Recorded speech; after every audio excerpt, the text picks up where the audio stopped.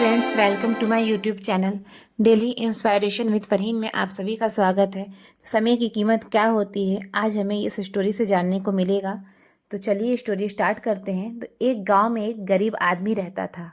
उसके घर में उसकी पत्नी और उसकी एक बेटी और एक छोटा बेटा था।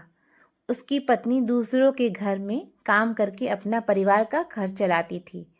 उसका पति रामू दिन भर नशे में डूबा रहता था और दूसरों के साथ अपना समय बर्बाद किया करता था। कहीं इधर ताश के पत्ते खेलता था तो कहीं उधर लोगों के दरवाजे बैठकर गपशप मारा करता था। अपने परिवार का ख्याल उसे बिल्कुल नहीं था। उसके माता पिता ने उसकी शादी कराकर गलती कर दी थी। बेचारी उसकी पत्नी दिन रात काम कर कर अपने बच्चे का पेट पालती थी। अगर उसकी पत्नी एक दिन काम पर ना जाए तो उसके बच्चे भूखे रह जाते थे। इसलिए उसकी पत्नी हर दिन दूसरों के यहाँ काम करने जाया करती थी। लेकिन रामू को इन सब बातों से कोई फर्क नहीं पड़ता था। उसे बस अपना समय बर्बाद करके हंसी मजाक और पत्ते खेलने में बहुत मज़ा आता था। शाम को शराब पीकर घर आकर ज़ोर ज़ोर से अपनी पत्नी को चिल्लाता था। कई बार उसने अपनी पत्नी को मारा भी, लेकिन अब उसकी पत्नी करे भी तो क्या, वह तो अपने बच्चे को छोड़कर जा भी नहीं सकती थी। रामू को जो कोई भी समझाता था कि रामू कुछ काम धंधा कर, पैसे कमाया कर, अपने परिवार का खर्च तो उठाओ, 2 बच्चे हैं, तुम्हारी पत्नी है, उनकी देखभाल करो, ऐसे अपना समय क्यों बर्बाद करते हो। रामू उसके ऊपर बिगड़ जाता था और कहता, तुम्हें इससे क्या लेना देना, मैं कुछ भी करूं, यह मेरा जीवन है, मैं तुम्हारे घर खाता हूँ क्या। इसके कारण कोई भी गांव का सदस्य उससे इस बारे में बात ही नहीं करता था। वह सुबह खाकर निकल जाता था और रात में शराब पीकर आता और अपनी बीवी के ऊपर गुस्सा उतारता था। ऐसे ही कुछ दिनों तक चलता रहा। कुछ दिनों बाद संसार में एक ऐसी बीमारी ने जन्म लिया जो मानव जाति के लिए बहुत खतरनाक थी। चारों तरफ उस बीमारी का कहर था। आप सब जानते होंगे, मैं कोरोना वायरस की बात कर रही हूँ। जब सरकार द्वारा लॉकडाउन लगा दिया गया था, तब घरों में चारों तरफ लोगों का एक दूसरे के यहाँ आना जाना बंद हो गया था। सारे काम, सारी फैक्ट्रियाँ, सारी गाड़ियाँ इत्यादि सब बंद हो गए थे। अब रामू का परिवार भूखा मरने लगा था, क्योंकि उसकी पत्नी जो रोज कमाने जाती थी, वह अब किसी के घर इसी कारण नहीं जा पाती थी कि कहीं इस बीमारी की वजह मैं न हो जाऊं। लोग उसे अब काम पर बुलाना बंद कर दिया। उसके परिवार में अनाज का एक दाना भी नहीं था, ना ही उसके घर में कुछ पैसे थे। अब वह क्या करता। उसका छोटा बेटा भी बीमार पड़ गया।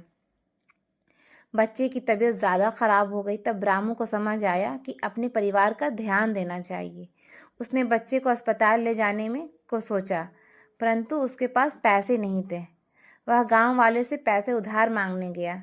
गांव वालों ने कहा, पहले कहने पर तो हम लोगों को ही जली कटी सुना देता था, अब इस लॉकडाउन में हमारे पास कहाँ से पैसा आए जो मैं तुम्हें दूँ। यही कहकर उसे अब लौटा देते थे। रामू बहुत परेशान था। अब करे भी तो क्या करे।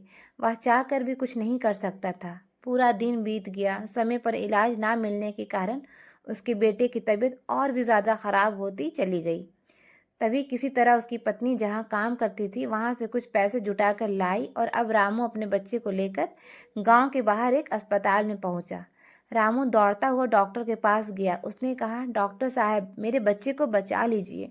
डॉक्टर साहब ने सारे इंस्ट्रूमेंट लगाकर चेक किया। तब तक उसका बेटा मर चुका था। डॉक्टर साहब ने यह बात रामू से बताई कि यदि तुम अपने बच्चे को 10-15 घंटे पहले ले आते तो मैं तुम्हारे बच्चे को बचा लेता। मुझे बहुत दुख हो रहा है कि मैं तुम्हारे बच्चे को बचा नहीं सका। यह सुनकर रामू के पैरों के नीचे से जमीन खिसक गई। वह जोर जोर से रोने लगा और कहने लगा, यह सब मेरी गलती है। मैंने जीवन में कुछ नहीं किया, सिर्फ अपने समय को बर्बाद किया। यदि आज मेरे पास पैसे होते तो मैं अपने बेटे को हॉस्पिटल जल्दी ला पाता और मेरा बेटा बच जाता। मैंने अपने जीवन में समय को बहुत बर्बाद किया है, परंतु आज बेटे को खोने के बाद मुझे समय की अहमियत पता चल गई है। तो दोस्तों हमें इस कहानी से यह सीख मिलती है कि हमें अपने समय को बर्बाद नहीं बल्कि उसका उपयोग करना चाहिए, तभी हमें जीवन में सफलता मिल सकती है। इस कहानी में अगर रामू पहले से कोई काम करता होता तो उसके पास पैसे होते और समय पर अपने बेटे का इलाज करा पाता, जिससे उसका बेटा आज जिंदा होता। तो फ्रेंड्स, कैसी लगी मेरी ये स्टोरी कमेंट बॉक्स में मुझे ज़रूर बताएं। और अगर ये स्टोरी मेरी आपको पसंद आई हो तो मेरे चैनल को लाइक करें, सब्सक्राइब करें, न्यू है तो बेल आइकन प्रेस करें। बहुत जल्द लेकर आऊँगी मैं एक नई स्टोरी नई प्रेरणा के साथ। तब तक के लिए बाय बाय।